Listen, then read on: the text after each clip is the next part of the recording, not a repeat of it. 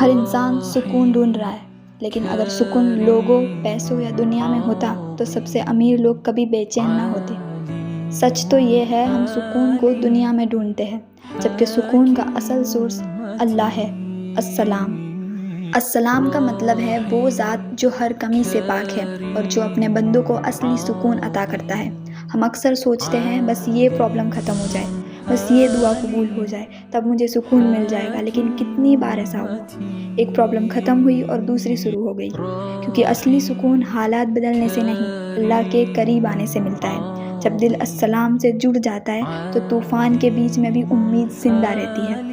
اگر آج آپ کا دل بے چین ہے تو شاید اللہ آپ کو اپنی طرف بلا رہے ہیں، کیونکہ جس دل میں اللہ ہو اس دل کو دنیا ہلا سکتی ہے لیکن توڑ نہیں سکتی۔ یا السلام، میرے دل کو اپنی یاد سے سکون عطا فرما اور ہمیں وہ اطمینان دے جو صرف تیرے قریب آنے سے ملتا ہے۔ آمین۔